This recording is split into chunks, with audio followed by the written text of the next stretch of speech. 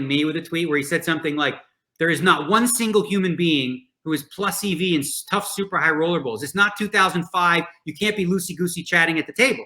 I said, okay. So what I did was I just posted a picture of me with the super high roller bowl ring on the cover of the magazine going, here, eat some of that. But that's it. The mic drop moment, you know?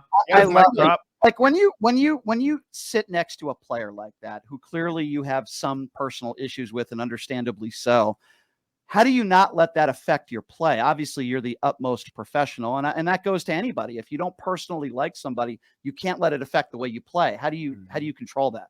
Well, I just ignore them, but I want to say this because this is for a lot of people in poker. You know, so Alex Foxen was like he's a great poker player, one of the best. He was very prominently skeptical of, you know, the vaccine. And he was, you know, whatever you want to call him, an anti-vaxxer, whatever you want to say, right? Right. And he received a lot of flack throughout. You know, a lot of the stuff he said ended up being true or whatever the case may be. But he sat with some people that have said some horrifying things about him. Like he doesn't belong in society because he's not vaxxed.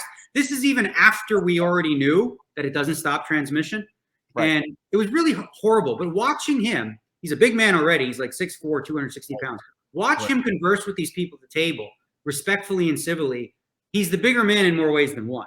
Like they literally just said he shouldn't exist in society, which is you know what I mean?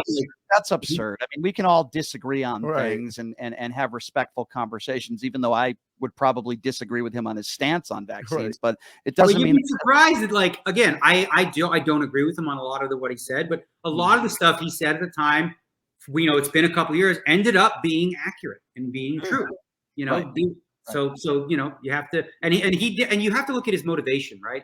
For a lot of the people, it actually, him and others made me had a more soft spot for that sort of whole debate, in that like those people were doing what they thought was in there was right? So when you have two groups of people on one side or the other, and they both are really genuinely doing what they think is best for humanity, you can disagree, but you should be civil and respectful. And so like, well, why do you think that?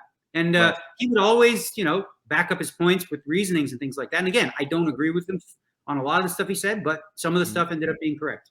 Yes. All right. So Daniel, let me just try to move the topic along here, because I want to know, you were talking about how your life is poker, but you try to maintain the human life that you have and you do all these fun things. Let me know though, how do you prepare for the World Series of Poker? That's a lot at stake. Well, yeah. So I literally tweeted